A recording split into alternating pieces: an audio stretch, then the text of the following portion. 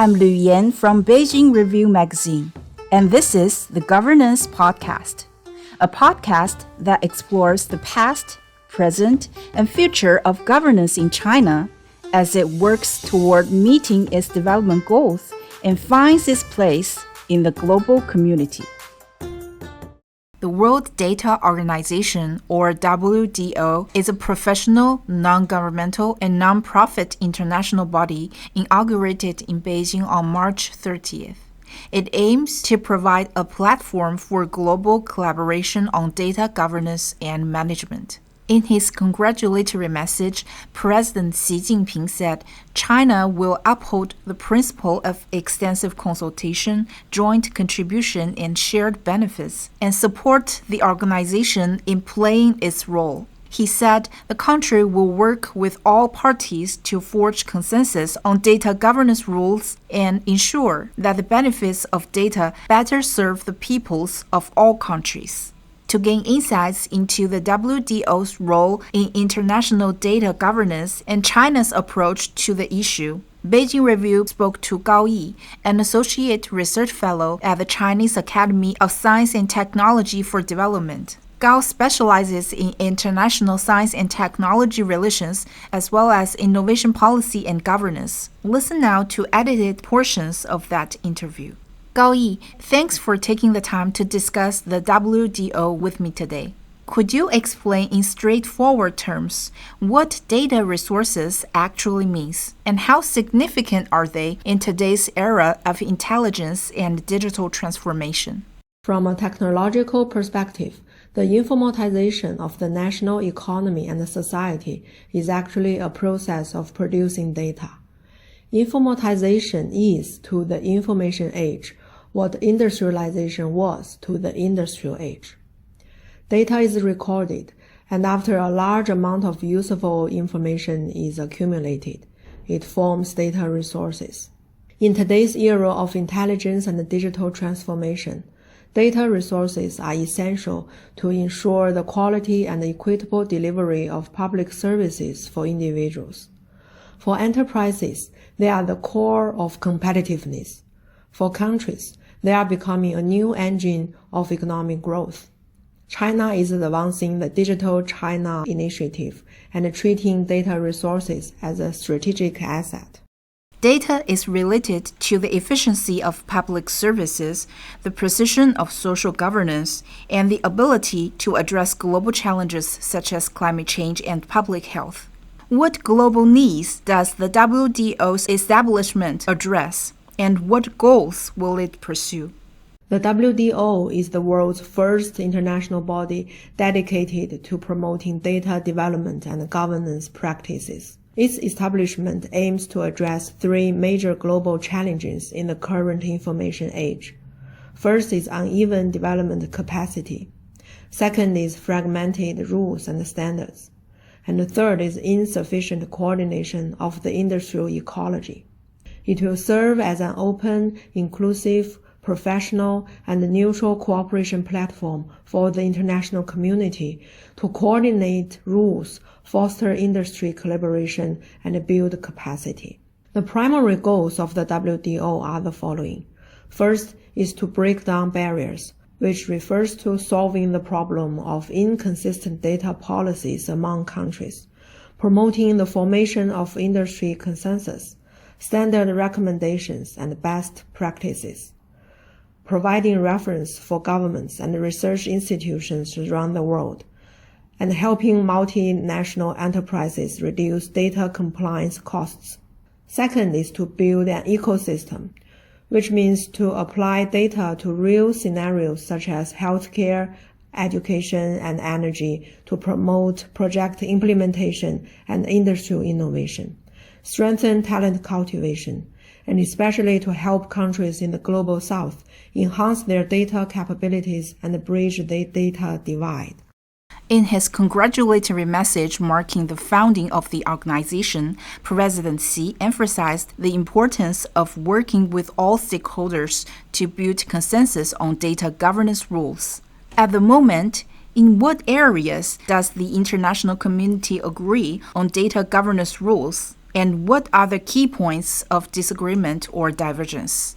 In the field of data governance, the international community has reached consensus on a few fundamental issues, but there are significant and deepening differences in regulatory paths, core principles, and governance models.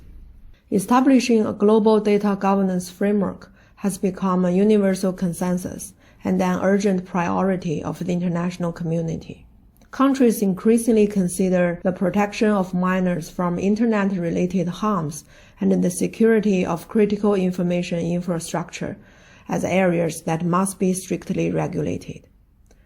On the broader governance agenda, more and more countries recognize the need to establish regulations for AI governance and generally pay attention to transparency, risk classification, and copyright issues.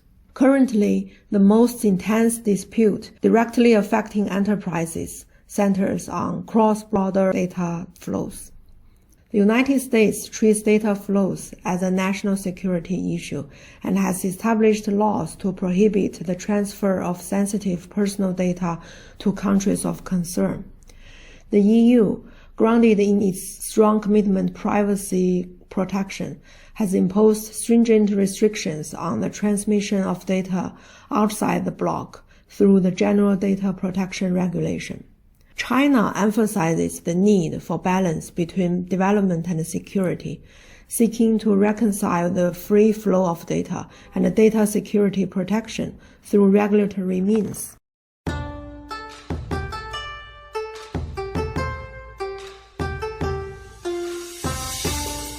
What is China's proposed framework for addressing these issues? And what experiences or best practices can China share with other countries? At the inaugural assembly of the WTO, China proposed 3 specific initiatives based on the characteristics of data. First, leverage the high liquidity of data. Efficient flow and utilization of data should be promoted by open cooperation, upholding the principle of achieving shared growth through consultation and collaboration.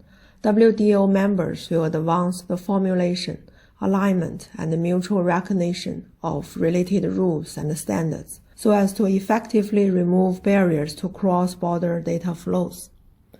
Second, leverage the high empowerment potential of data to achieve inclusive sharing and common development.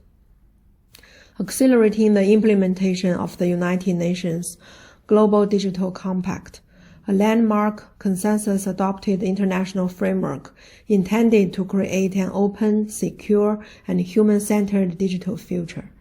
WTO members will jointly advance technological research and development and facilitate the application of related outcomes in order to enable the benefits of data to better serve people around the world. Third, address the high sensitivity of data through coordinated governance to safeguard security baselines. International digital governance rules reflecting the interests of all parties and respecting their rights should be established, strictly protecting personal privacy, trade secrets, and the security of critical data, and effectively countering risks such as cyber attacks and data crimes. According to the typical experiences of trusted data space pilot projects released by China's National Data Administration, urban trusted data areas are being developed, utilizing technologies such as privacy computing to achieve data available but not accessible, which means data should be able to be used without identifiers such as individual or company information being visible, or without actually being able to access the data itself, so as to safeguard the rights and interests of all parties. Examples include Nanjing, capital of Jiangsu province, establishing a Data Element Innovation Center to explore the use of data resources in finance, scientific research, AI, and other fields, and the creation of environmental risk profiles for polluting enterprises, with the premiums for high-risk enterprises being increased by 15 to 25%. Lastly, what is your idea of success for the WDO? What global impact will it have once it's fully functional? After the WDO is fully operational, it is expected to play a significant role in global data governance by fostering a more open, inclusive, and equitable global data ecosystem. The development vision is to serve as an internationally influential platform and a trust hub in the data field by around 2030. This includes establishing widely adopted industry standards to reduce institutional costs of global data flows, providing capacity-building platforms for Global South countries, promoting a diverse and symbiotic governance framework, and facilitating a new paradigm of cross-regional cooperation.